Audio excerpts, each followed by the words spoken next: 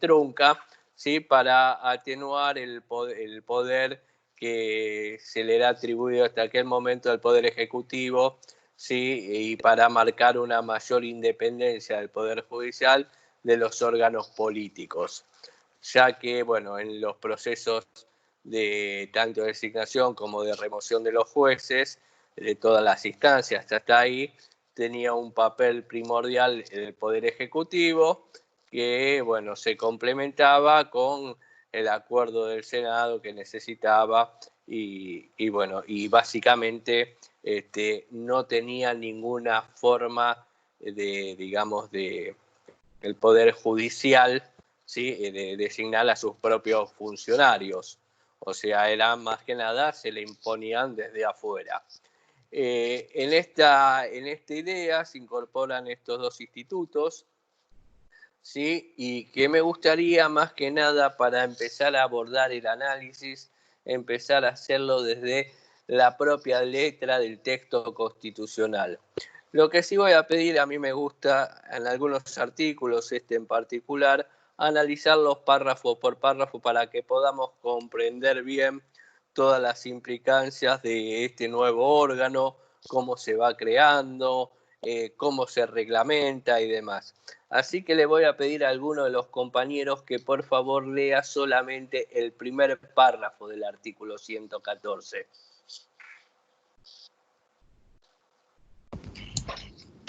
Yo les leo, si quiere. El Consejo de la Magistratura, regulado por una ley especial sancionada por la mayoría absoluta de la totalidad de los miembros de cada Cámara, tendrá a su cargo la selección de los magistrados y la administración del Poder Judicial. Bien, a ver, bien, algunas cuestiones para poner en relieve. Ustedes fíjense que el constituyente, ¿sí? Lo que hace, crea la figura, pero delega en el órgano legislativo, ¿sí? Cómo será la composición de este consejo, ¿sí? Cómo funcionará, o sea, lo que hace, lo crea, ¿sí? Le encomienda al legislativo sancionar una ley para que pueda funcionar, ¿sí? Pero fíjense que es una ley especial. Y esta es la misma técnica dice que para su aprobación necesitará la mayoría absoluta de sus miembros, ¿sí? Y ya acá empezamos a que necesitamos más de la mitad de los votos afirmativos de cada Cámara, ¿sí? Más de la mitad de los votos afirmativos de cada Cámara, para que ese proyecto se convierta en ley. Con lo cual podemos decir que es una ley que requiere una mayoría calificada. Prácticamente utiliza la misma fórmula para todos los nuevos institutos. El Constituyente del 94, esto de la mayoría absoluta, también lo utiliza cuando habla de la ley que va a reglamentar los institutos de la iniciativa legislativa y de las consultas populares. O sea, cada vez que reglamenta, digamos, o que quiere reglamentar algún instituto nuevo, utiliza esta fórmula en cuanto a mayorías absolutas. Obviamente que si requiere una mayoría absoluta para la sanción de la ley que reglamente el Consejo de la Magistratura, igual mayoría necesitará para modificar la misma ley, ¿sí? Esto es lo primero que quería aclarar con respecto a la ley que va a reglamentar el Consejo de la Magistratura. A ver, ¿por qué elige lo de la mayoría absoluta?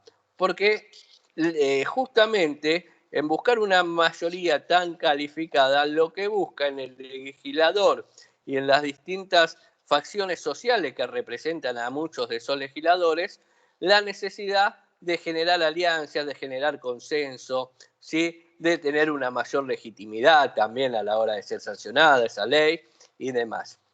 También en este párrafo, ¿sí? Nos marca la Constitución las dos funciones principales del Consejo de la Magistratura. Nos dice que sus funciones serán la de la selección de los magistrados de los tribunales inferiores y la de la administración del Poder Judicial. Algunas consideraciones quiero hacer al respecto. Con respecto al que formará o que estará a cargo el proceso de selección de los magistrados, a mí me gusta decir que en realidad más que la selección, lo que hace es una preselección. Ahora vamos a ver el mecanismo de cómo se designan los magistrados de los tribunales inferiores. ¿Por qué digo una preselección? Porque en definitiva el que va a decidir es el presidente, como lo vamos a ver en un ratito, ¿sí? El que va a elegir en definitiva, el que va a seleccionar, ¿sí? Y habla de la administración del Poder Judicial, lo cual esto, con lo que venía, digamos, este artículo más algún inciso que vamos a leer abajo, empieza a entrar en tensión, ¿sí? ¿Con qué? Con aquellas atribuciones que tenía la Corte Suprema en cuanto al manejo de la intendencia de todo el Poder Judicial, la caja. ¿Quién maneja la caja? ¿Sí? Vamos a ver en un ratito cómo se define esto. Pero bueno, entendamos que estas son las dos funciones principales que el primer párrafo del artículo 114 ¿sí? Nos está marcando.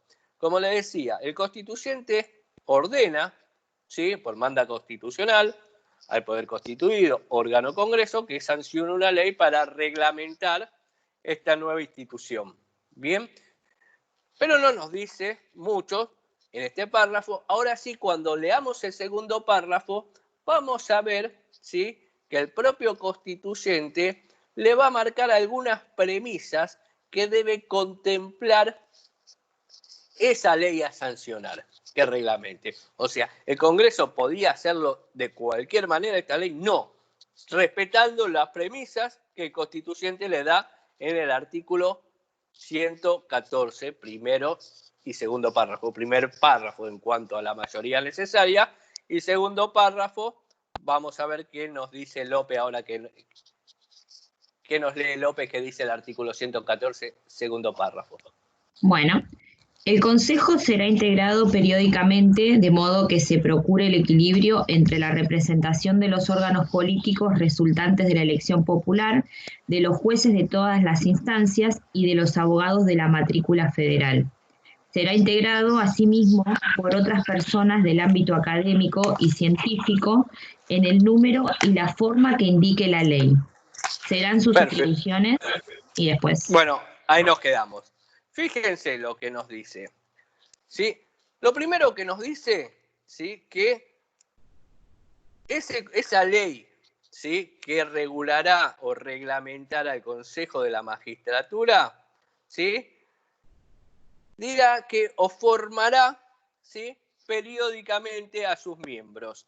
¿Qué implica esto de periódicamente? Y sobre todo cuando hablamos en el Poder Judicial como contrapartida a los órganos a las figuras que nosotros veníamos viendo de la Corte y de los tribunales inferiores. ¿Qué durarán? Los consejeros elegidos durarán determinado tiempo, ¿sí? En su cargo.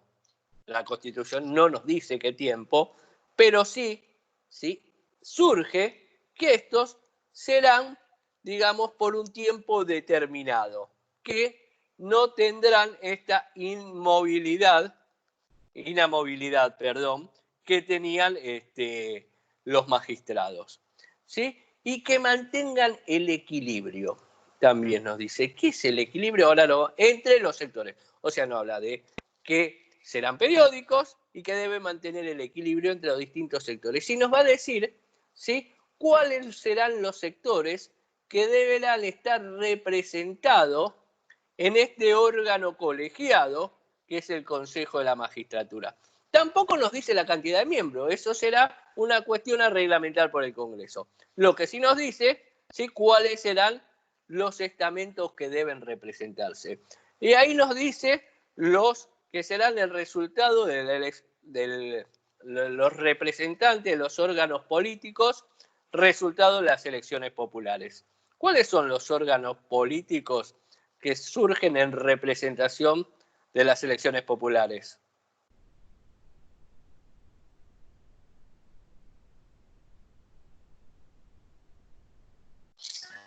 Diputados y ¿Puede ser el ministro de Justicia? No. El Congreso. El Congreso, ¿y qué más? Los legisladores, podemos decir, ¿sí? Los legisladores. Presidente en el Poder Ejecutivo. Exactamente. Los órganos políticos resultado de las elecciones populares son el presidente y los legisladores. ¿sí? Ahora también agrega otros sectores, jueces de matrícula federal, habla de abogados, ¿sí? Y pone una coma ahí como parecería que serían, digamos, de otra categoría, ¿sí? Científicos y académicos. Como un papel secundario le da esto, pero también, ¿sí? El constituyente indican que deben formar parte de este órgano colegiado, según la cantidad y la forma que la ley lo establezca. ¿Hasta ahí vamos bien? Sí, sí.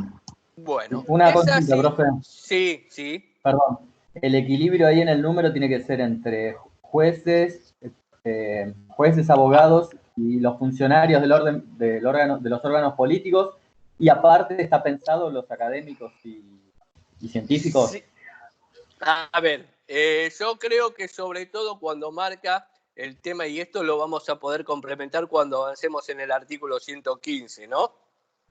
Cuando habla de equilibrio, más que nada apunta, ¿sí?, a una cuestión de que los representantes de un estamento, ¿sí?, no pueden por sí solos tomar decisiones, ¿sí?, que van a necesitar alianzas y consensos, ¿sí?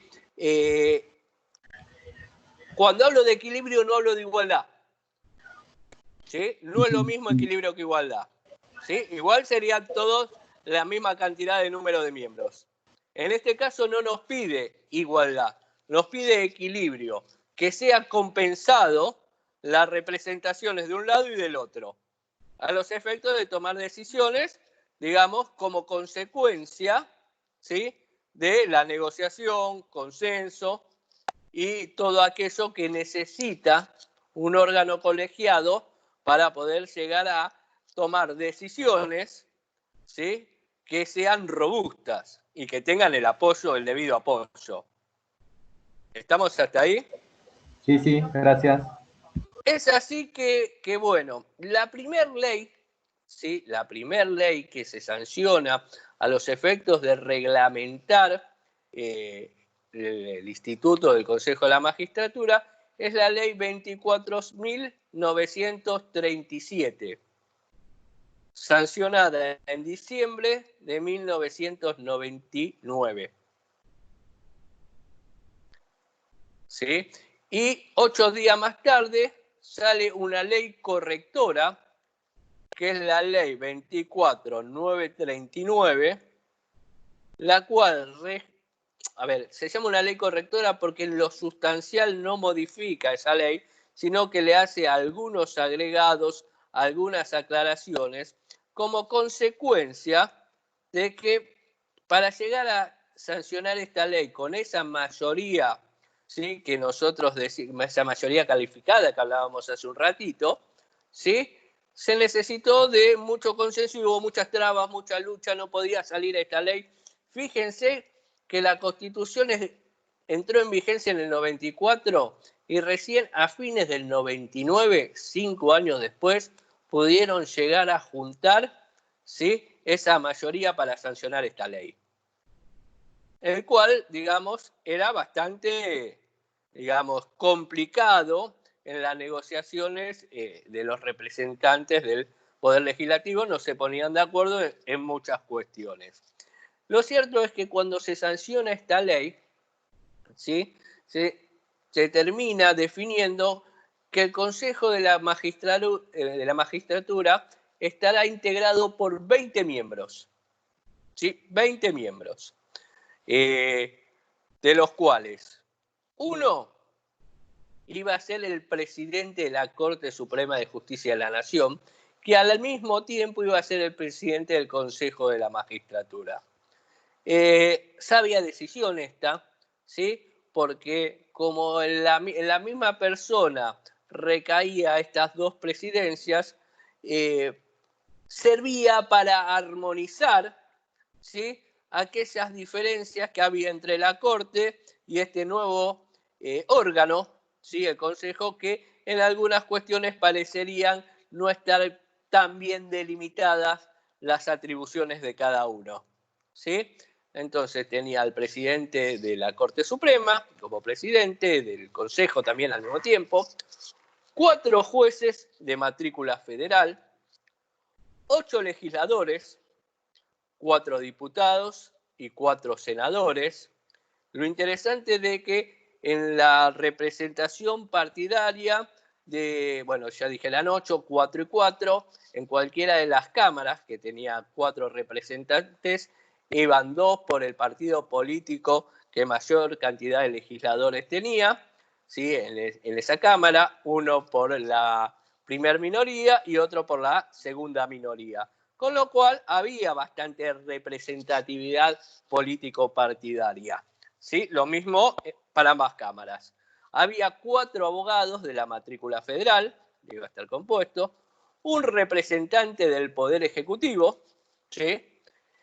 Y 2 representantes del ámbito académico y científico. La verdad que cuando yo decía esto de sacar un poquito de la órbita de los órganos políticos o con representación política, acá claramente falló, porque nosotros vemos que tenemos 9 legisladores, ¿sí? y el representante del Poder Ejecutivo, con lo cual ya de movida tenemos 9 de esos 20 miembros como representando a los órganos políticos. ¿Sí? Lo cierto es que esta ley entró en vigencia, empezó a tomar su ruedo, ¿sí? Hasta allá por el año 2006, ¿sí? Que bueno, sufrió la primera reforma, esta ley una reforma bastante sustantiva, que fue a iniciativa de aquel momento la presidenta de la Comisión de Asuntos Constitucionales de la Cámara de Senadores, por entonces la doctora Cristina Fernández de Kirchner, ¿sí? Que fue la que impulsó, ¿sí? Cuando la ley todavía no era ley, sino era proyecto, fue atacada muy seriamente, ya sea, y sobre todo por miembros del Poder Judicial, porque la tachaban de inconstitucional, se celebraron algunas audiencias públicas en las cuales en todas se mostraba su descontento, pero como el partido oficialista tenía mayoría propia en ambas cámaras, las mayorías necesarias para reformarla, rápidamente se sancionó la ley, desoyendo a todos aquellos que estaban en contra, y la ley entró en vigencia rápidamente. Uno de los argumentos que se arguía en aquel momento en la necesidad de modificar la conformación de los miembros del Consejo era que debido a tanta cantidad de miembros, 20 les recuerdo, se llevaban o se hacían muy burocráticos los trámites para el nombramiento de los magistrados inferiores, de los tribunales inferiores, con lo cual ese fue el motivo o uno de los argumentos que se escuchaba en aquel momento, y rápidamente entró en vigencia, y a partir de la vigencia de esta ley, el Consejo de la Magistratura ya no se componía más de 20 miembros, sino que empezó a conformarse por 13 miembros. Y quedó conformada de la siguiente manera: 3 jueces de matrícula federal, 1 de primera instancia, 1 de cámara, un juez federal con sede en el interior del país, 6 legisladores, tenía 8, bajaron a 6, 3 diputados, 3 senadores, 2 por la mayoría y 1 por la primera minoría de cada cámara. Fíjense acá cómo directamente desapareció la representación de la segunda minoría, o sea, había menor representatividad, ¿sí? 2 abogados de matrícula federal, 1 por lo menos con domicilio real en el interior del país, un representante del Poder Ejecutivo y un académico y científico. O sea, ya debería tener las 2 calidades, académico y científico. La gran crítica a a esta ley, que entiendo yo, y que no, todos los constitucionalistas la entienden igual, que este nuevo consejo de 13 miembros, ¿sí?, no cumplía con la finalidad para la cual se había creado la institución. Porque si decíamos que teníamos que, o que la finalidad era justamente darle mayor independencia y separarlo un poquito de los órganos políticos y demás, ¿sí? Fíjense que acá tenemos 6 legisladores y uno del Poder Ejecutivo, 7 sobre 13, los órganos políticos ya por sí solos, ¿sí?, por sí solos rompían el equilibrio, tenían el quórum para empezar a trabajar. Entonces, claramente iba en contra del objetivo para el cual se creó el Consejo de la Magistratura. Fue muy criticado esto, pero bueno, la ley siguió vigente, hubo algunos pedidos de declaración de inconstitucionalidad, pero nada pasó al respecto. Esta ley fue nuevamente modificada allá por el año 2013 mediante la sanción de la ley 26.855. También esta ley fue recontra debatida, ¿sí?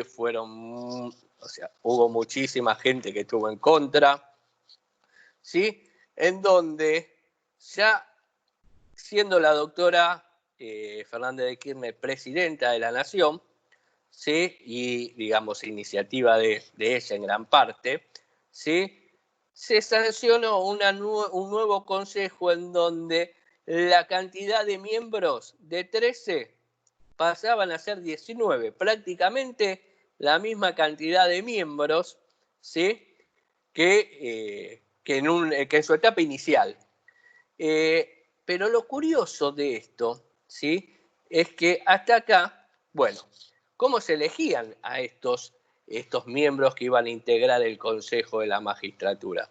Si hablábamos de los jueces, se elegían en su ámbito, ¿sí? Hablamos del representante del Ejecutivo, lo designaba el presidente en virtud del artículo 99, inciso 7, que se habrán visto. Si hablamos de los legisladores, cada Cámara lo elegía a propuesta de los partidos políticos que tenían o reunían las condiciones, ¿sí?, el mayoritario, el que le seguía en la cantidad de votos, o los dos que le seguían, depende de la ley que nos situemos.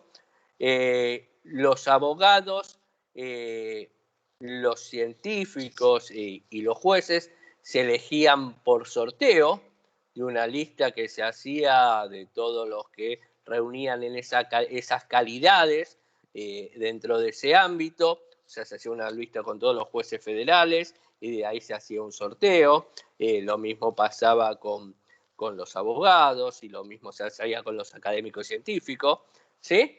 Pero lo curioso de esta nueva ley, que se sancionó en el 2013, es que, primero, los que eran del Poder Legislativo y del Ejecutivo seguían eligiéndose de la misma manera. Cada uno lo elegía cada Cámara o lo elegía el Ejecutivo, pero los jueces, los abogados, los académicos y los científicos iban a ser el producto de la elección popular, ¿sí?, que además debían ir en una lista o en una boleta que iba a ser continua a la de un partido político, cuando la intención de esto era despolitizar, ¿sí?, al Consejo de la Magistratura, ¿sí? Y el colmo de males, ¿sí?, era cómo llamaban esta ley, o cuál era el proyecto, la democratización de la justicia. A ver, esto fue lo que luego dio origen al fallo Rizzo, ¿sí? Además, fíjense que más allá de la cantidad de miembros que se elevaban, ¿sí?, que a quienes le daban mayor representatividad o que ganaban mayor espacio a cómo venían. Yo dije que en la ley 26.080 había un solo representante académico científico. Ahora de 1 pasaban a ser 6, ¿sí? Había 2 abogados, de 2 abogados pasaban a ser 3. Pero el problema no era la cantidad, sino el problema era el sistema de designación, esto de la elección popular, ¿sí? Y además, en elecciones que no eran el único efecto de elegir consejeros, sino en elecciones nacionales, con lo cual tenía mucha más connotación política. Si a eso le sumamos algunas características, como que iba pegado a una lista partidaria, ¿sí? Y que además se pedía como requisito, ¿sí?, que ese partido político tenga representación o que sí, se podía postular por lo menos en 18 unidades circunscripcionales. ¿Cuántos partidos?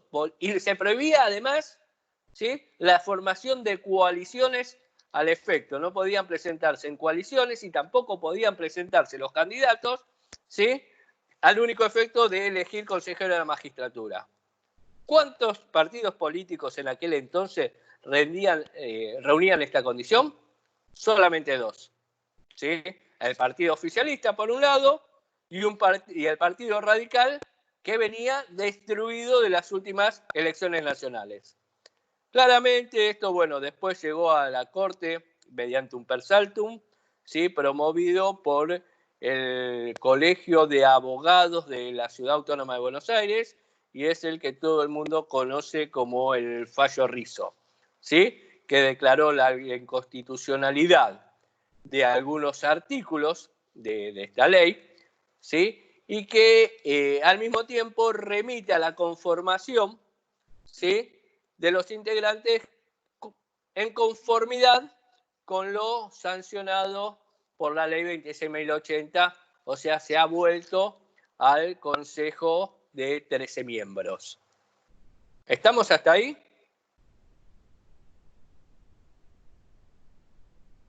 Sí, profe. ¿Alguna pregunta, dudas? Profe. Sí, proyecto Después, de ley para modificar esta. ¿No? una pregunta. No, Sí. no. Sí, te escucho, Aguirre. Después de esto, entonces, que se declaró inconstitucional, algunos artículos se volvieron a elegir por sorteo, ¿no? No, O sea, en vez de ver, por sí, se volvió en cuanto a la conformación y a la forma de elección. Esos artículos puntualmente fueron declarados inconstitucionales en el fallo Rizzo, pero más allá que nosotros sabemos que los fallos surte, o mejor dicho, el control de constitucionalidad en principio surte efecto entre partes, en esto se extendió y demás. Y se volvió al antiguo mecanismo en donde los diputados y los senadores van a ser elegidos por sus cámaras. El representante del Ejecutivo va a ser elegido por el presidente de la Nación. Ahora, los abogados, por un lado, los jueces por el otro, y el académico y científico por el otro, ¿sí?, van a ser elegidos por sorteo de una lista que se va a hacer entre todos ellos para cumplir el periodo para el cual fueron designados, que es de 4 años. ¿Sí? Y una vez que han sido elegidos, no pueden ser reelectos. O sea, no, una vez que se elige de esa lista, o que por sorteo, ¿no? Una vez que se sortea de esa lista, ese abogado, ese magistrado o ese científico sale de la lista, ¿sí?, y no puede volver a ocupar el cargo, salvo el caso en que todos en esa lista ya lo hubieran ocupado. Prácticamente imposible. ¿Sí? Pero sí, esos se eligen por sorteo. Perfecto. Profesor, perdón, ¿diputados y senadores sí pueden ser reelectos? No puede ser reelecto ninguno. ¿Sí? Ahí sí podríamos encontrar alguna vez de agotamiento, porque si hablamos sobre todo de senadores, no de diputados porque son tantos, por ahí el partido mayoritario podría tener cierta cantidad y el que le sigue en cantidad de votos mucho menos, pero resulta muy difícil digamos, que no haya ninguno que reúna esas condiciones, o mejor dicho, resulta muy difícil que todos que reúnan esas condiciones ya hayan pasado o hayan sido sorteados para ser consejeros.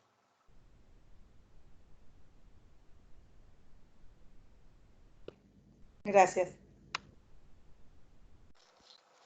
¿Estamos bien hasta ahí? ¿Avanzamos? Sí. Sí. Bueno, ahora sí vamos a la... Uy, Sí. perdón. ¿Pueden ser reelectos con intervalo de un periodo? O sea, de No, 4 años. no, Ah, no. ok. No hay forma. Hasta que no pasen todos y no queda otro, no pueden volver a esa lista. Ah, perfecto. Bien. Ahora sí vamos a los 6 incisos que nos marca el artículo 114, que son atribuciones específicas, ¿sí? Que yo digo, atribuciones exclusivas del Consejo de la Magistratura y más puntuales son estas. ¿Continúo, profe? Por favor. Bueno, serán sus atribuciones. 1, seleccionar. Los dos primeros de... Bueno, seleccionar mediante concursos públicos los postulantes a las magistraturas inferiores. 2, emitir propuestas internas vinculantes para el nombramiento de los magistrados de los tribunales inferiores. Perfecto. A ver, acá cuando hablamos de estos dos incisos, precisamente, estamos hablando de esa atribución que el primer párrafo nos dice que se seleccionan a los magistrados de los tribunales inferiores. Y acá estamos hablando del procedimiento de designación de los jueces. Es un procedimiento complejo. ¿Por qué complejo? Porque intervienen, por más que se vea acá como los 3 poderes del Estado. Interviene, en principio, el Consejo de la Magistratura, que forma parte del Poder Judicial, como una vez que se hace una vacancia en algún juzgado de un tribunal inferior o se crea un nuevo tribunal, ¿qué debe hacer el Consejo de la Magistratura? Llamar a concurso. ¿Sí? A este concurso se deberán presentar todos los candidatos. A ver, presenta el concurso, presenta las bases del concurso, le da publicidad a ese concurso, ¿sí? Y ahí se van a presentar todos los pretendientes, ¿sí?, a ocupar ese cargo. El concurso público consta de 2 partes. Una es la presentación de antecedentes y oposiciones, ¿sí? ¿Qué es esto de antecedentes? Llevar el currículum, el historial, ver cuáles son las capacitaciones que tienen. Ya previamente, cuando se publica el concurso, explican de qué o se dice de qué va a tratar, qué calificación o qué punto se le va a dar a determinadas situaciones, quiénes serán los que van a evaluar, ¿sí?, ese concurso. Entonces se sientan en la fase del concurso. Vienen los pretensos jueces. Entonces se presentan sus antecedentes, sus oposiciones, y luego se someten a un control de idoneidad. ¿Qué es el control de idoneidad? Un examen. Se le toma un examen. Entre estas dos, entre la puntuación, ¿sí?, de la presentación de los antecedentes y las oposiciones, más la calificación que sacan en esa evaluación, ¿sí?, ahí el Consejo de la Magistratura va a pasar al segundo inciso. Va a sacar una terna vinculante. ¿Sí? ¿Qué es esto de una terna? Los 3 que se han postulado con mejores calificaciones para el cargo van a ser elegidos por el Consejo de la Magistratura. Pero por esto que viene ahora, yo digo, es el proceso de preselección y no de selección. Porque en definitiva lo que elige son a estos 3 postulantes. Una vez que tiene esta terna vinculante, se la remite al Poder Ejecutivo, ¿sí? Y ahí es el Poder Ejecutivo, ¿sí?, el que tendrá que resolver, ¿sí?, o más que resolver, elegir de esa terna a cuál de los 3 entiende que es el más apto para ocupar esa vacancia o ese nuevo cargo, digamos, que se ha creado mediante la creación de un nuevo tribunal o juzgado. ¿Sí? Ahora, ¿se termina ahí el proceso de formación y sanción de las leyes? Perdón, cualquier cosa dije, perdón. El proceso de designación de los magistrados, no se termina ahí. ¿Dónde se va a terminar? En el Congreso, cuando, en conformidad con el artículo 99, inciso 4, segundo párrafo, ¿qué va a prestar? ¿Qué necesita que se preste? Vamos al 99, inciso 4, segundo párrafo, a ver qué nos dice.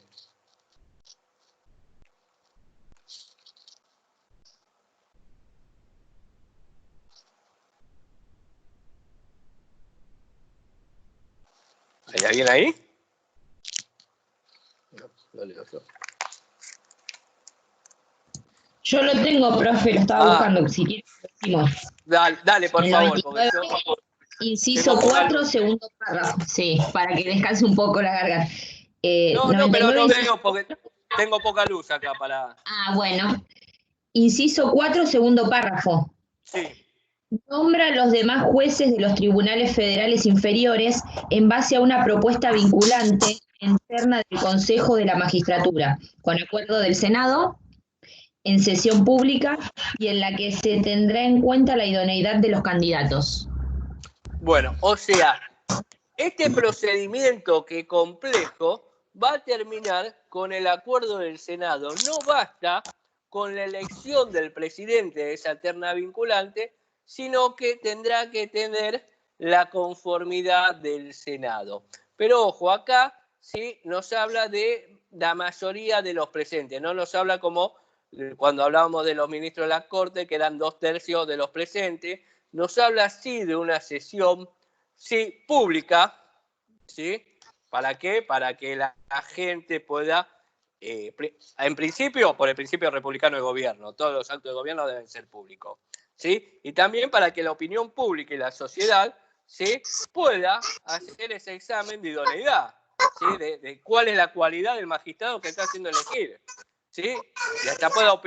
Y hasta tal vez pueda opinar, no sé si va a ser escuchado, pero sí, se tendrá en cuenta.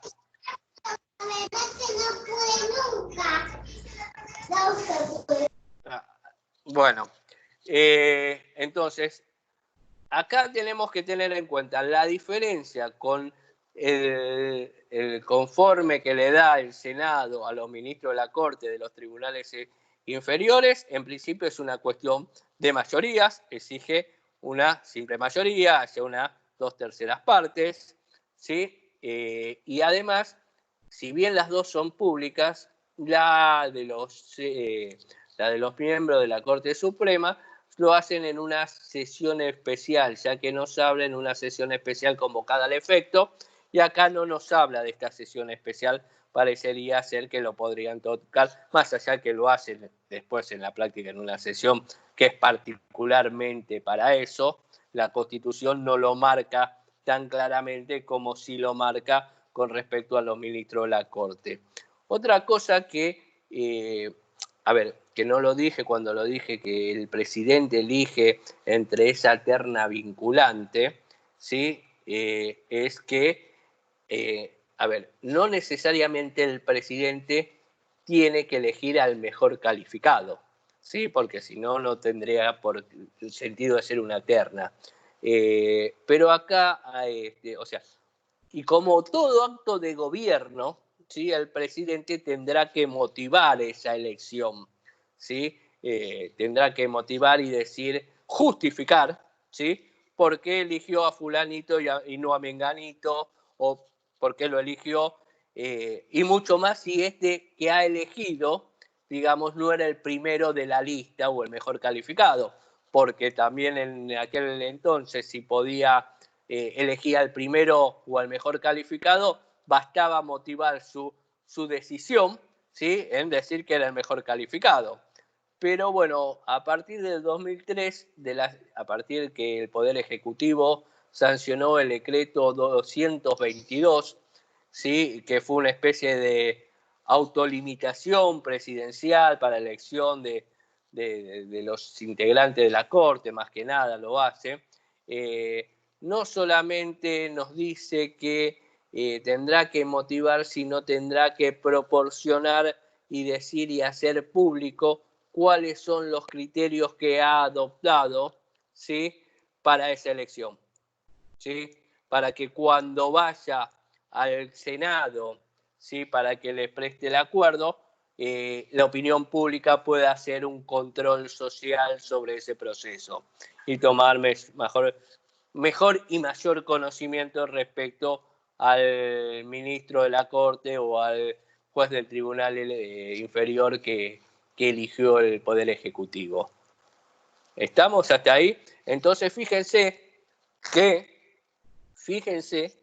que no hace la selección el Consejo, lo que hace es una preselección. En definitiva, el que va a seleccionar va a ser el Ejecutivo y después terminará con la conformidad del Senado. ¿Estamos? Sí, sí. Bien, bien. Entonces vamos ahora al tercer párrafo. Bueno, el tercer párrafo dice, administrar los recursos y ejecutar el presupuesto que la ley asigne a la Administración de Justicia. Bueno, a ver, esta es una cuestión administrativa y esto fue también lo que despertó en gran parte, junto con el inciso 6, ¿sí?, una lucha de poderes en contra del artículo 113 de este que correspondía a la Corte, la administración.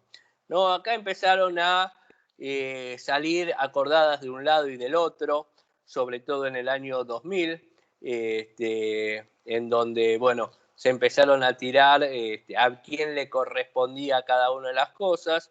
Al final terminaron decidiendo por acordadas, porque los dos se atribuían la administración de la partida arancelaria, ¿no?, para la plata. ¿Quién manejaba la caja?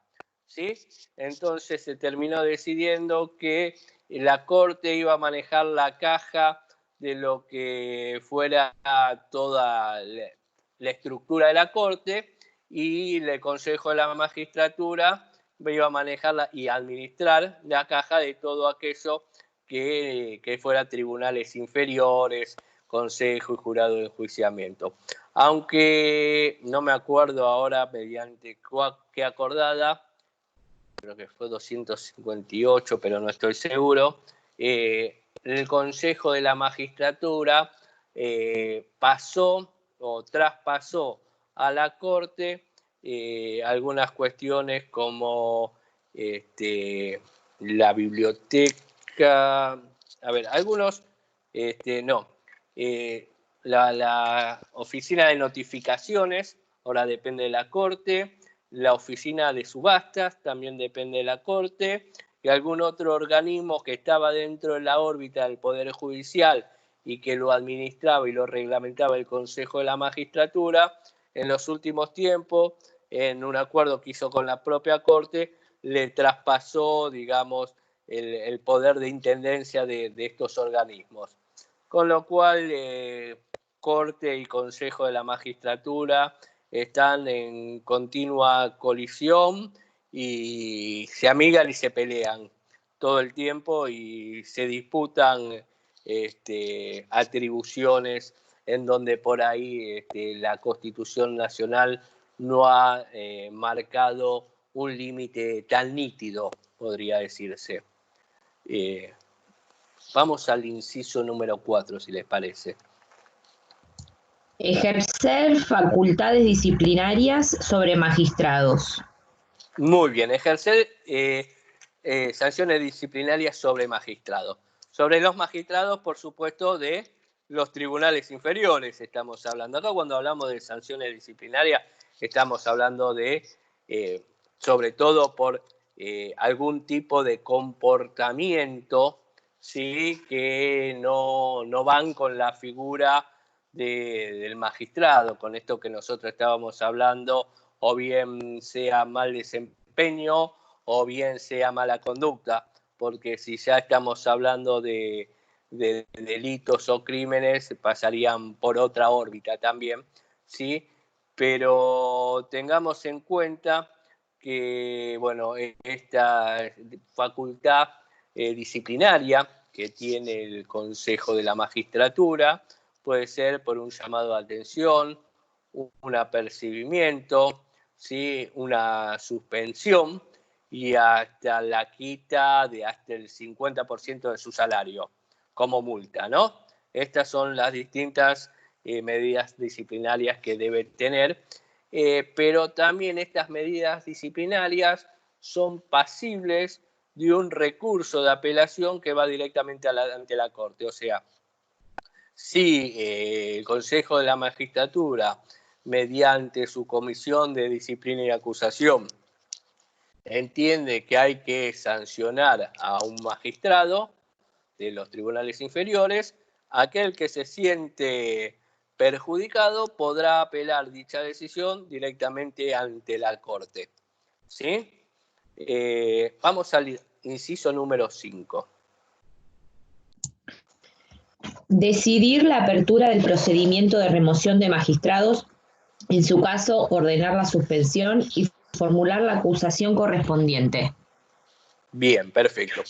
Acá vamos a ver que el Consejo de la Magistratura tiene una directa intervención en el proceso de remoción de los tribunales, una intervención necesaria, diría yo, de los tribunales inferiores, ya que el órgano encargado en formular, ¿sí?, aquella acusación y digamos, impulsar el proceso de destitución es el Consejo de la Magistratura a inicio de una de esas comisiones, la Comisión de Disciplina y Acusación, justamente. A ver, ¿cómo llega cómo se pone esto en marcha? O bien porque algún particular o un magistrado o alguien que esté interesado hace una denuncia, o mejor dicho, hace una denuncia en contra de un magistrado, ¿sí?, por algunas de las causales previstas en el artículo 53. El Consejo de la Magistratura, esto se lo deriva a esta Comisión de Disciplina y de Acusación, quien empezará a hacer un proceso investigativo, empezará a recabar datos, a recabar testimonios, inclusive puede citar al juez en cuestión a alguna especie de, digamos, de dar algún tipo de aclaración, ¿sí?, de explicar lo que tenga que explicar, de presentar algo que haga a la contrariedad de, digo algo porque, y no digo prueba porque la prueba se va a producir después, ¿no?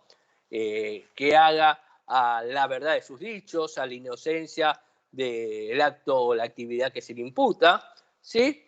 Entonces va a evaluar todo esto y la Comisión de Disciplina y Acusación lo que va a hacer, va a dictar o va a hacer un dictamen, va a elaborar un dictamen que se lo va a mandar al plenario del Consejo. O sea, la comisión por sí no decide, sino lo que va a ver si hay elementos suficientes a los efectos de mandarlo al plenario. Si no hay elementos suficientes, archiva esa denuncia y sigue como si nada.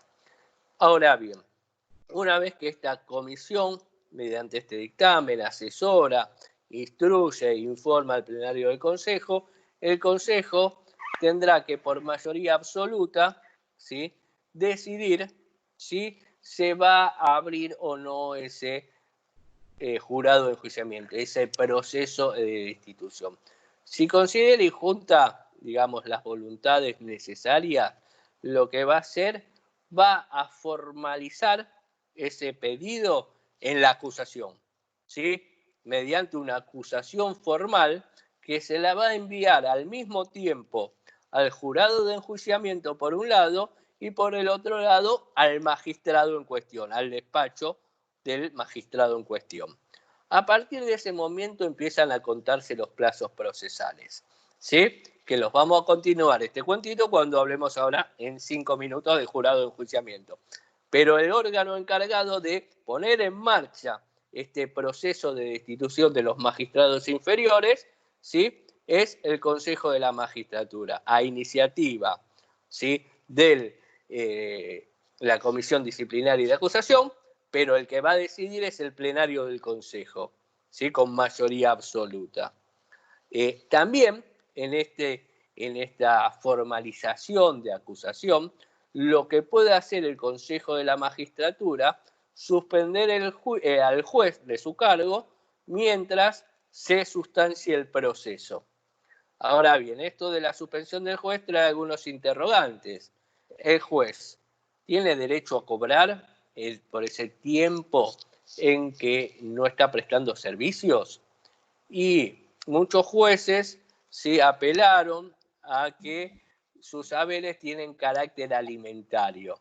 Entonces, se terminó decidiendo que sí se le puede quitar o pueden quedarse suspendidos sin goce de sueldo, pero que por lo menos el 30% de esos haberes debe cobrarlo porque es el carácter alimentario de sus salarios. Entonces, Profesor, sí. una consulta. Si no, podría ser que se los den de manera retroactiva si se demuestra que el juez actuó, digamos, en su profesión. O sea, sacárselo, pero después si se demuestra que no, que es inocente, digamos, devolvérselo, digamos. Sí, bueno, a ver, eso va a quedar supeditado un poquito al resultado del jury de enjuiciamiento, ¿no? Pero en principio yo, como entendiendo, a ver, acá va a oficiar el Consejo de la Magistratura como una especie de fiscal, va a acusar, ¿sí? Va a acusar con todas las facultades y atribuciones que la Constitución le dio. Entonces va a acusar, lo va a suspender, puede suspender también el cobro de sus haberes.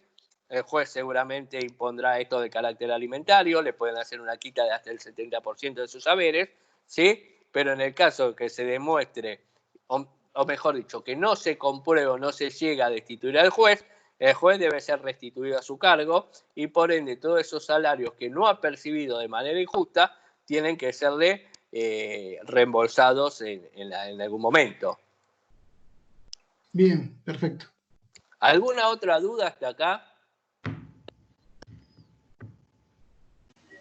¿Hay plazos para todo este proceso, profesor?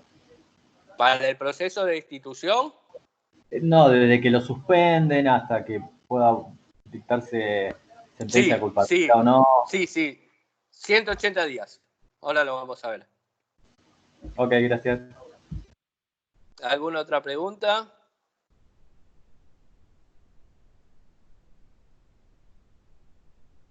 Bueno, si no hay... Sí. Sí.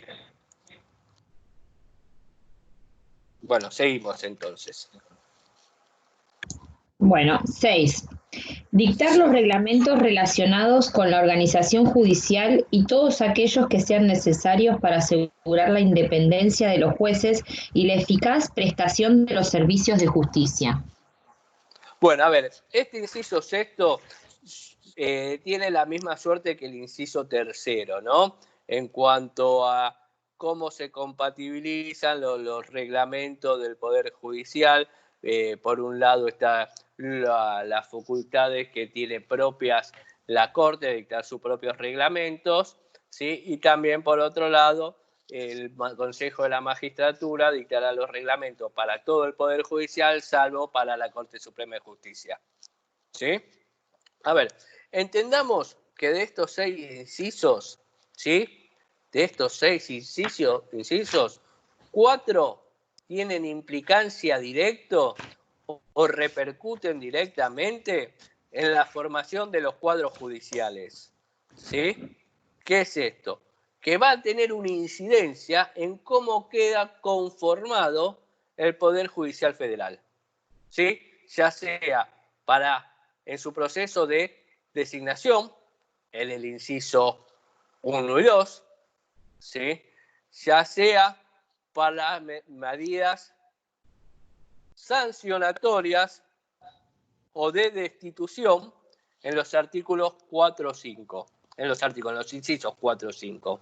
Entonces, salvo los incisos 3 y 4 que tienen que ver más que nada con facultades administrativas y reglamentarias, los otros incisos van a repercutir directamente, ¿sí?, en cómo quedan conformados los cuadros judiciales, cómo quedan, digamos, los jueces a cargo de sus magistraturas. ¿Sí? Ya sea o bien para complementar, para sustituir, ¿sí?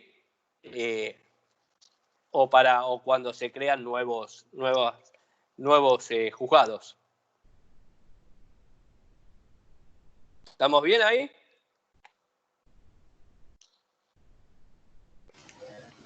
Sí, profe. Sí, estamos bien.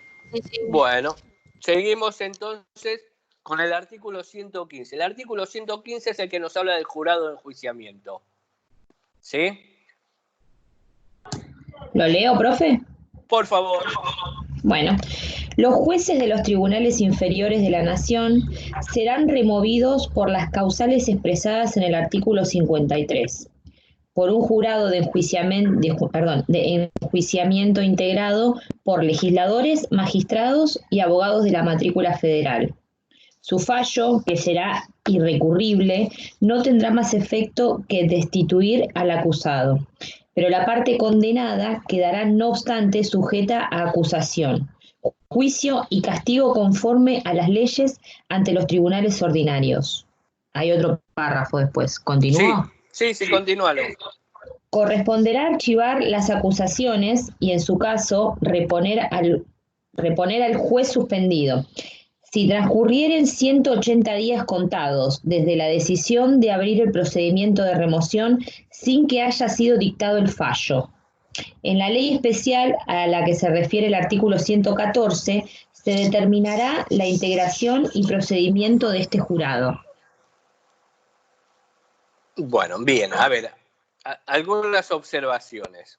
En principio, fíjense que este artículo también remite a una ley reglamentaria, la cual lo unifica con la ley reglamentaria del Consejo de la Magistratura, ¿sí? O sea, en la misma ley se va a sancionar, ¿sí? ¿Cómo, en qué forma, ¿sí? Cuál será la cantidad de miembros, ¿sí? Y también nos marca cuáles son los estamentos, ¿sí? Que van a formar parte de este órgano también colegiado. Nos habla de los legisladores, los magistrados, ¿sí? Y los abogados con matrícula federal. Acá quedan afuera los que son académicos y científicos, ¿sí? Ahora tampoco nos dice cuál es la conformación, nos va a remitir a esta ley, ¿sí? Que nosotros veníamos hablando, con la misma mayoría. Es así que la primera ley, esta, la 24737, ¿sí?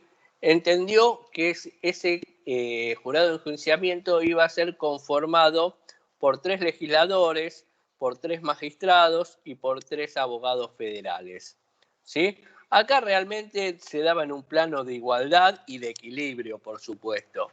No había ningún problema. Luego la modificación que se le hizo a esta ley mediante la ley 26.080, ¿sí? Se disminuyó el número de integrantes de los miembros al número de 7, con lo cual quedó conformado, ¿sí? A través de 4 legisladores, se incrementó el número de legisladores, 2 jueces de matrícula federal y un abogado. La crítica que se le hace acá, tanto acá como al Consejo de la Magistratura, con el fortalecimiento de los legisladores y sobre todo de los senadores, es que ellos ya tenían implicancia directa y participación directa. ¿Cuándo? Cuando dan la conformidad en el Senado para esta formación de los cuadros judiciales. Y si era la idea despolitizar, ¿sí?, al Poder Judicial, ¿sí?, del resto de los órganos políticos, claramente no lo logra, porque mete continuamente, ¿sí?, representantes de los órganos políticos. Y además, no solamente mete, sino que le da una sobrerepresentación. Imagínense, de 7, 4 ya eran, ahora en esta nueva formación, 4 son legisladores, ¿sí? También llegan a tener el quórum propio, ¿sí? Es grave esto. Ahora bien, ¿quiénes serán los sujetos pasivos? ¿Sí? Los sujetos pasivos van a ser los jueces de los tribunales inferiores.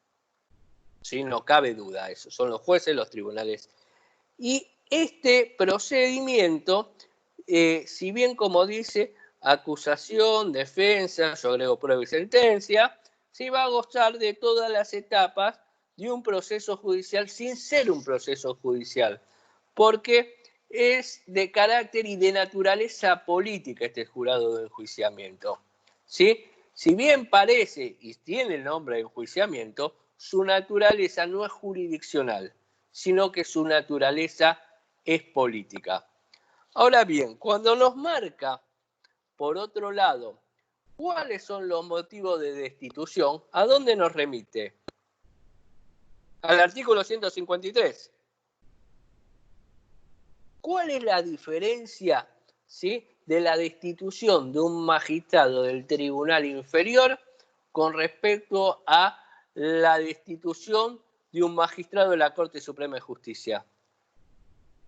Que la única facultad que tiene este jury de enjuiciamiento es destituir o no al magistrado inferior. En tanto y en cuanto que si nosotros hablamos del juicio político, no solamente tienen, mediante ese mecanismo, la Cámara de Senadores, que hace de juzgador en definitiva, tiene la facultad de destituirlo y además de inhabilitarlo de por vida. Si nosotros vemos el artículo 53, habla de la inhabilitación, ¿sí? Acá, la atribución que se le da al Consejo, al jurado de enjuiciamiento, no es la de inhabilitar, es la de destituir o no. Con lo cual, podría darse el caso que un juez destituido, a los 10 minutos, se pueda presentar en un nuevo concurso. Obviamente que va a ser muy difícil que lo gane, porque eso ya va a marcar esa destitución como un antecedente que le va a jugar en contra a la hora de calificar para salir en esa terna vinculante, pero no estaría impedido de hacerlo. ¿Estamos hasta ahí? ¿Pero podría ejercer como abogado particular? A ver, el magistrado de la Corte también, porque lo que hace es inhabilitar para ejercer la función pública, ¿sí? Si el magistrado de la Corte destituido e inhabilitado no puede ejercer ninguna función pública, ¿sí? Este podría ejercer en forma particular, ¿sí? Y también podría presentarse a ejercer la función pública, qué sé yo. Podría presentarse como candidato a diputado en las próximas elecciones. Eso es lo que hace la inhabilitación. ¿Eh? Bien, bien. Vamos. Bueno, a ver. Cuando hablamos de la responsabilidad de los magistrados, estamos hablando de la responsabilidad por estas cuestiones y no por el contenido de su sentencia. Quedemos claro en esto, ¿no?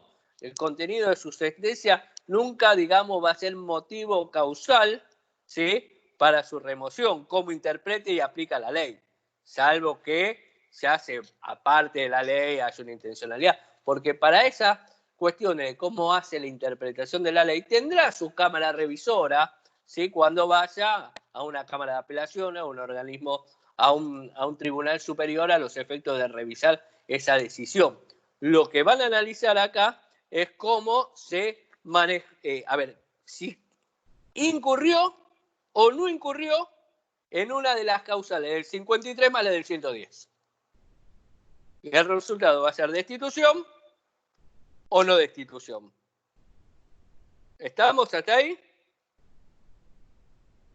El plazo tendrá que ser de 180 días, no podrá excederse de 180 días. ¿Desde cuándo? A contar desde el momento en que el Consejo de la Magistratura formaliza la acusación. ¿Cuándo? Cuando manda esa acusación al jurado de enjuiciamiento y al mismo juez. A partir de ahí van a tener 180 días, ¿sí?, para que el jurado de enjuiciamiento pueda destituirlo, ¿sí? Una vez que llega al plenario del jurado de enjuiciamiento y esa acusación le llega al magistrado, este magistrado tendrá el derecho de defensa. Por eso hablábamos, el texto constitucional dice de defensa. Tendrá que tomar conocimiento de que se lo acuse y tendrá 10 días, ¿sí?, para hacer su descargo, 10 días para ofrecer prueba. O sea, en este proceso, si bien no es un proceso judicial, se tienen que asegurar todas las etapas del debido proceso. O sea, acusación, ¿sí? Defensa, descargo, digo yo, ¿sí? Prueba, producción de prueba y resolución, ¿sí? Tienen que darse estos 4.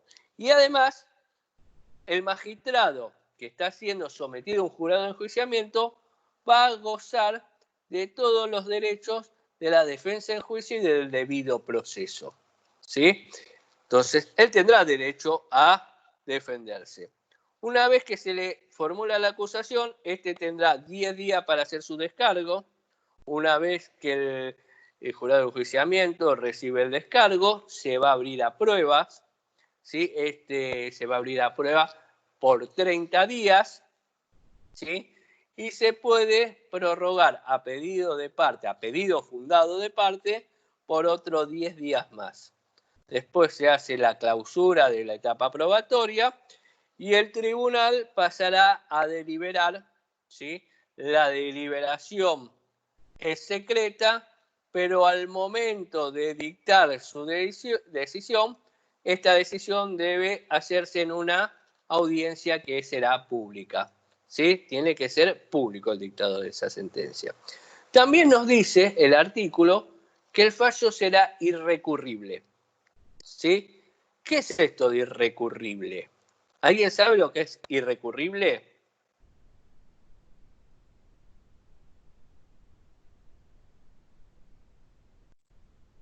¿Que no puede ser apelado? Bien, apelado es uno de los recursos, o sea, inapelable me pone acá Díaz, sí. A ver, uno de los recursos nos vieron procesal ustedes. A ver, hay muchos tipos de recursos. Un recurso es pedir una revisión, ¿sí? De algo que se ha resuelto. Hay distintos tipos de recursos, depende del tipo de recurso, apunta a una u otra cosa. O sea, quiere decir que es una decisión definitiva.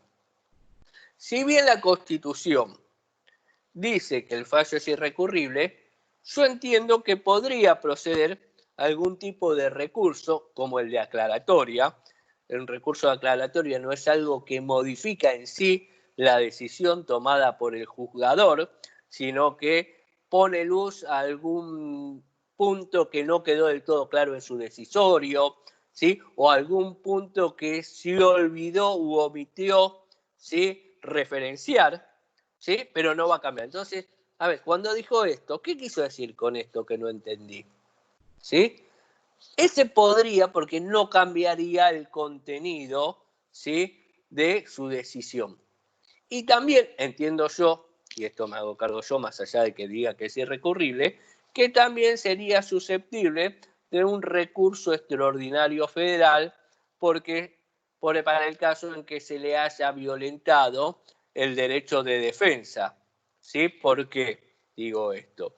Porque más allá que diga que es irrecurrible, si la misma Constitución en este artículo nos dice que podrá ejercer la defensa, ¿sí? Y también nosotros tenemos con raigambre constitucional el derecho a defensa, el debido proceso en el artículo 18, en el artículo 8 y 25 de la Convención Americana, en el artículo 14 del Pacto Internacional de los Derechos Civiles y Políticos, con jerarquía constitucional, acá se estaría violentando, ¿sí? Por parte de un órgano del Estado, un derecho o el derecho a defensa en juicio de este magistrado. Así que entiendo que en ese supuesto podría ser susceptible de recurso extraordinario federal. Después veremos si lo conceden o no lo conceden, ¿sí? Si lo declaran admisible o inadmisible.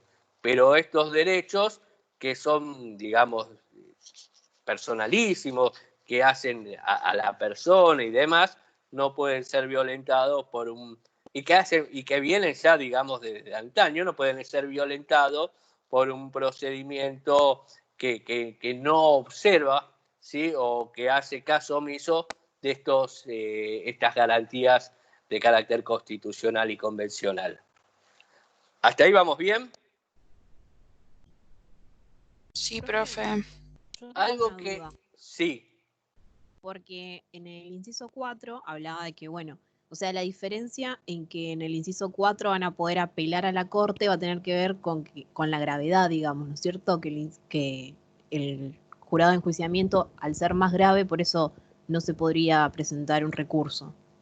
No, a ver, González, por ahí tenemos, o por ahí me expresé mal, cuando nosotros hablamos del inciso 4, estamos hablando del Consejo de la Magistratura. El Consejo de la Magistratura, en ese inciso 4, habla de las sanciones disciplinarias. ¿Sí? Sanciones disciplinarias que, como yo dije, puede ser llamada de atención, apercibimiento, multa o suspensión. Pero yo no hablo acá de destitución. Cuando me voy al jurado de enjuiciamiento, ahí sí hablo de destitución. Cuando hablo de estas sanciones disciplinarias, hablo de un recurso o de una apelación ante la Corte, pero por esa sanción que no es la destitución. Y yo acá cuando estoy hablando, ¿sí? Apelo la decisión de esa, digamos, de esa medida disciplinaria porque entiendo que no es justa, porque entiendo que no se ajusta a la actividad que desarrolló el magistrado para ser sancionado de esa manera.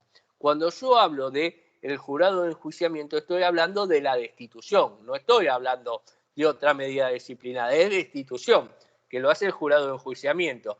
Y acá el 115 meses es inapelable.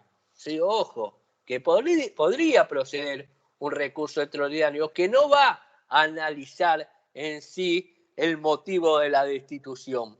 Lo que va a analizar si se cumple con el principio de supremacía, si no se me violentó alguna garantía con raigambre constitucional, en este caso el debido proceso o la defensa en juicio. Entonces hablamos de dos cosas diferentes. Si nosotros hablamos del 114, sí, apelación ante la Corte.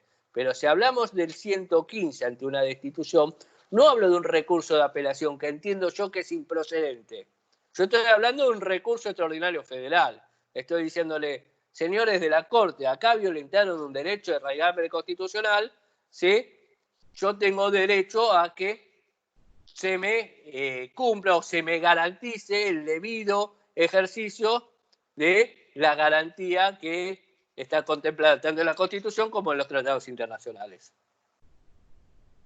¿Se entiende la diferencia?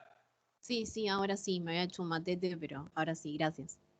Es que suelen confundirse, porque como se tratan juntos, y si bien las sanciones disciplinarias las tiene el Consejo de la Magistratura, y cuando nosotros hablamos de institución, entiendo que es una medida, la medida disciplinaria más dura, durísima, digo yo, que puede haber para un magistrado. ¿Sí? Otra cuestión que se me pasó por alto decir, ¿sí? Cuando hablamos del jurado de enjuiciamiento, que el jurado de enjuiciamiento no es un órgano que está, digamos, integrado permanentemente, sino que el jurado de enjuiciamiento va a ver las designaciones de los miembros, se van a hacer 2 veces, ¿sí? Por año, en julio y en diciembre de cada año, se van a designar quiénes serán los miembros de este jurado, que no estarán reunidos permanentemente, sino que entrarán en actividad, ¿sí? En principio. Estos estarán designados por determinados periodos, 6 meses cada uno, ¿sí? Jurado de enjuiciamiento van a estar en el cargo 6 meses, ¿sí? Del 1 de enero al 30 de junio, del 1 de julio al 31 de diciembre. Pero no van a estar reunidos, nada más se van a reunir si hay o les llega una acusación formal del Consejo de la Magistratura. Ahí se reunirán, ¿sí? Pero puede darse el caso que este pedido de jury de enjuiciamiento me llega a mí el 10 de diciembre. Me quedan 20 días por delante. Ya me iba, ya salía de mi turno, ¿sí? ¿Qué pasa? Una vez que el jurado de enjuiciamiento tomó el caso, ese jurado continuará hasta la definición, hasta la terminación de ese jury, por más que exceda los 6 meses, ¿sí? Pero al mismo tiempo, el 1 de enero entrará, ponele de guardia, digamos, ¿sí? O estará a la espera de que entre un nuevo jurado de enjuiciamiento, ese nuevo que fue designado meses anteriores. O sea, puede darse en algún caso que convivan al mismo tiempo dos jurados de enjuiciamiento. Pero estos van a estar designados con anterioridad, van a designarse también el periodo para el cual van a estar, digamos, designados, ¿sí? Pero si ya comenzaron con un proceso de destitución, ese mismo jurado lo continuará hasta su finalización. Más allá de que pueda entrar otro, ¿sí? En guardia, como digo yo, y que se le pueda asignar otro juicio o otro pedido de destitución. ¿Se entiende?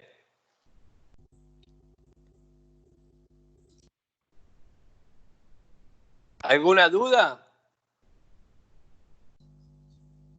No, todo bien. No, profe. Sí, se entiende. ¿Se No. entiende? Sí, sí. Bueno. Entonces vamos, si les parece bien, vamos a hacer, y voy a ir cerrando con este tema, vamos a hablarlo sintéticamente, pero no lo quiero pasar por alto, el tema del Ministerio Público Fiscal, consagrado en el artículo 120 de nuestra Constitución, ¿sí?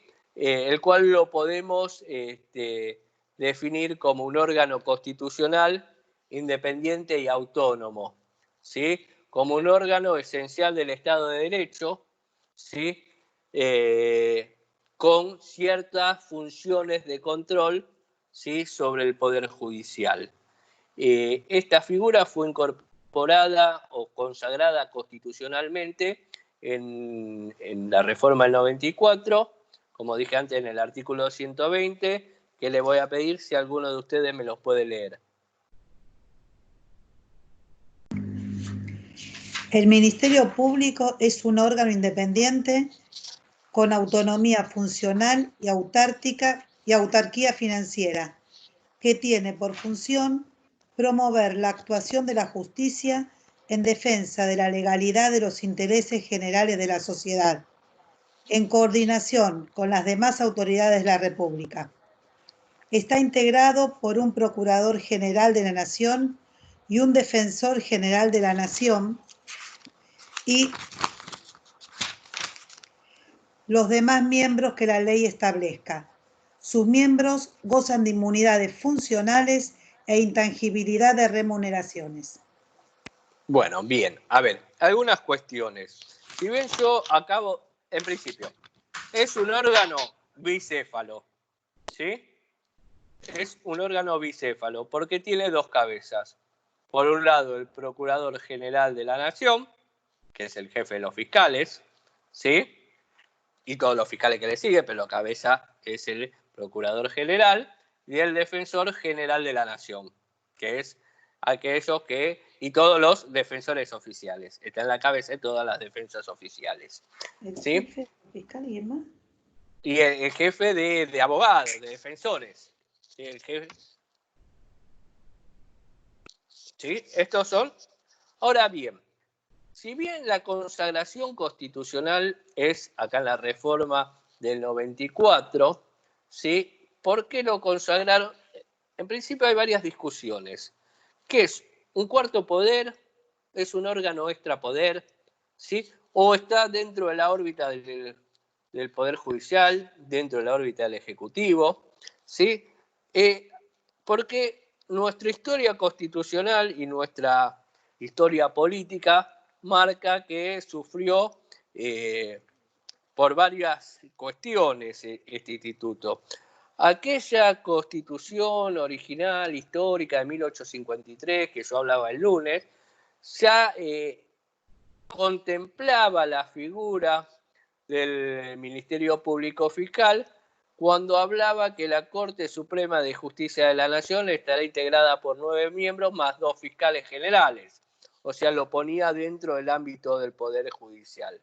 Luego, como le comenté, después de la reforma del 60, ya se modificó esto que no hablaba más nuestra Constitución de cómo estaba integrada la Corte Suprema de la Justicia de la Nación, por lo cual mucho menos hacía mención de los fiscales, sí aparecía en la ley 27 de 1862, que decía que el Ministerio Público Fiscal iba a trabajar en la órbita del Poder Judicial, Y luego, bueno, con sus idas y vueltas, siempre estuvo más cerca de la órbita del Poder Judicial, pero a veces se lo atribuía al Poder Ejecutivo, hasta que haya llegado por 1990, con el nombramiento de, bueno, la ampliación de la Corte Suprema, el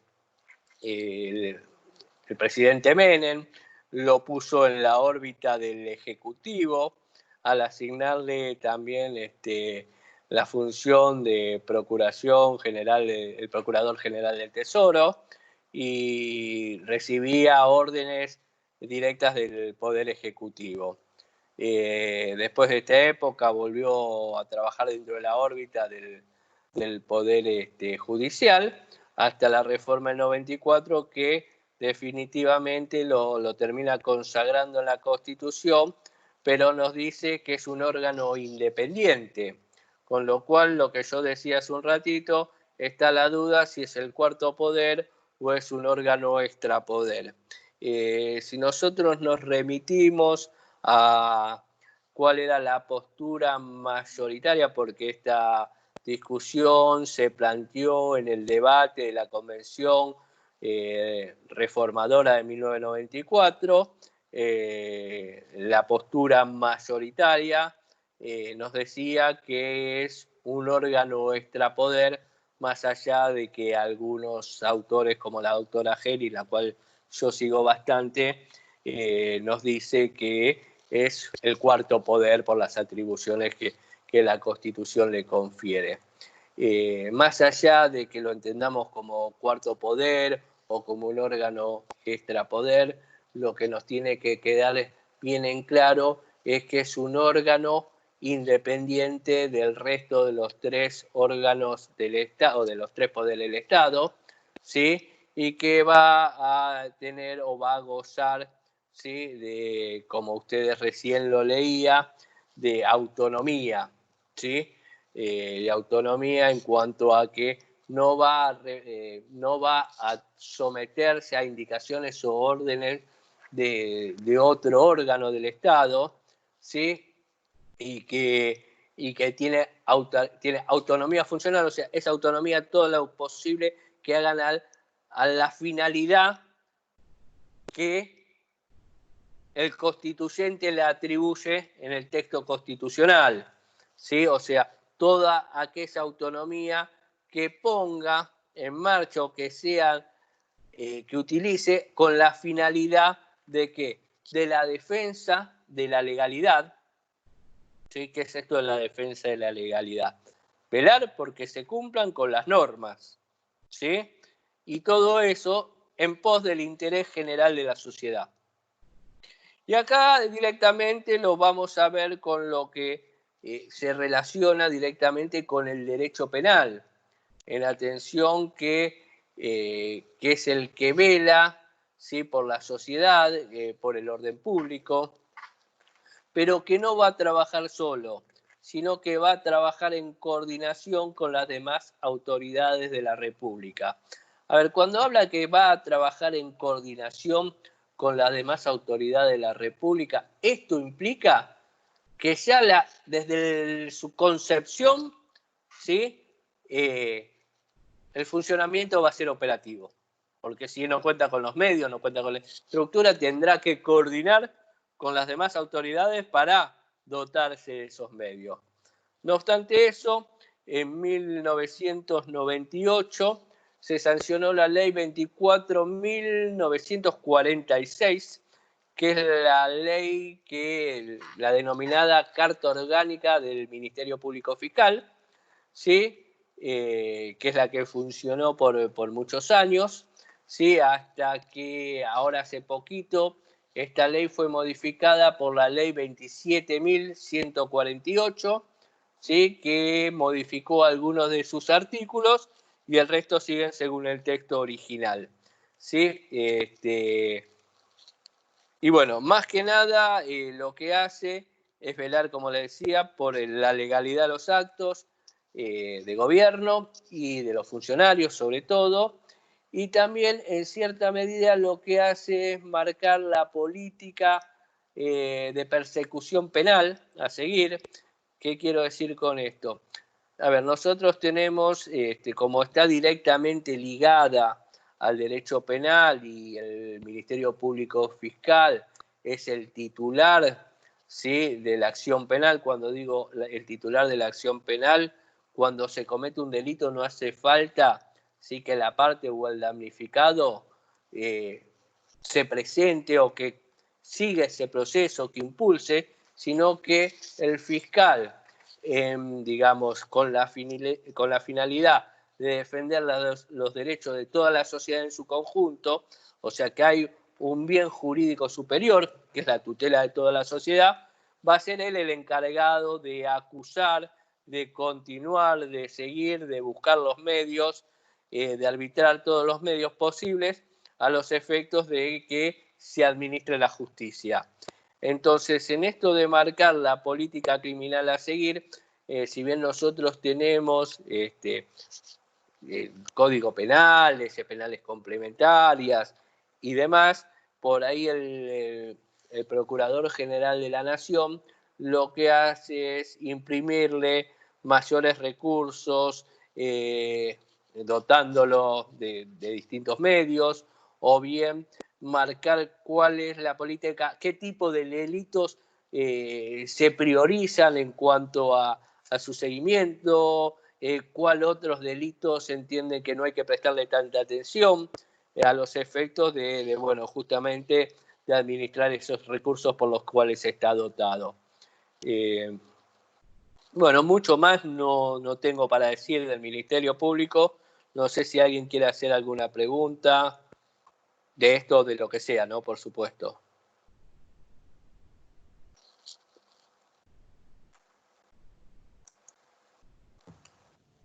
No, bien, profe. Bueno, gracias. ¿Alguien más? Perfecto, profesor, muchas gracias. Una pregunta para aclarar nada más. Quería saber si cuando dice gozan de inmunidades funcionales se refiere a las inmunidades de las que ya estuvimos hablando, el tema de, o sea, dentro del ámbito de su función. A ver, bien. Me salté esa parte. A ver, en realidad cuando el proyecto de la incorporación de ese párrafo en el artículo decía que gozan de las inmunidades funcionales y la intangibilidad de los salarios, al igual que los jueces querían incorporarlo. Al final esto se terminó sacando, o similares a los jueces, no era el término igual el que utilizaban. Sí, justamente esas inmunidades tienen que ver de la misma manera que cuando vimos la del presidente y la de los legisladores, en cuanto que sea posible su función, ¿no? En cuanto también a que, digamos, gozan de inmunidad de arresto, no de procesamiento. Esto no lo dije, me lo salté, tanto los jueces como el Ministerio Público Fiscal, en este caso, gozan de algunos privilegios, o como, digamos, la inmunidad de arresto. Esto no quiere decir que no puedan ser procesados, sino que pueden llegar, inclusive ser llamados a indagatorias, ¿sí? Y hasta se puede dictar, digamos, sentencia. Lo que no van a poder ser dictarle ni una prisión preventiva ni una reclusión, salvo el caso en que ellos renuncien a esos privilegios o sean destituidos de su cargo, ¿sí? Pero todo hacen a la funcionalidad y eficacia de la encomienda que la Constitución le da en cuanto a las atribuciones, ¿no?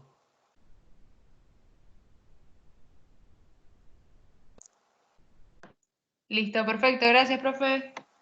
No, de nada. Inclusive, a ver, todo esto lo podemos ver en el artículo primero de la ley 24.346, ¿sí? El que modifica todo el régimen de privilegios para diputados, senadores, jueces, en donde traería también el Ministerio Público Fiscal. 25, ahí la linké. 25, dije 24, bueno, le pifié por 1000. 25, 364, ¿no? 320, creo que es esa.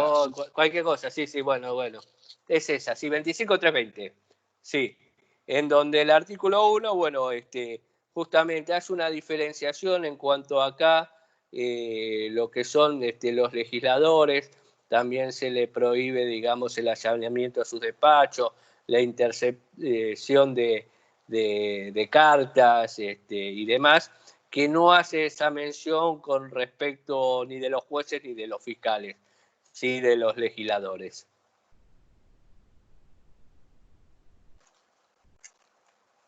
¿Quedó medianamente contestada, capaz? Sí, ahí estaba perfecto. Gracias, profe.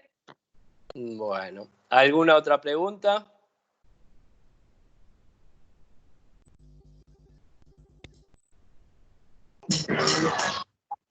No, yo no, profe. Sí, te escucho. Bueno, sí, a ver, si es para decir que entendieron todo, díganlo todo, así me quedo contento. Sí, profe. Bárbaro, profe. Bien. Bien, profe. Bueno. Es un anime, es un anime. Bien, si no hay preguntas, dejamos hoy acá. Cualquier inquietud que surja o pregunta, me la escriben en el foro y en cuanto detecte esa pregunta, se las contesto.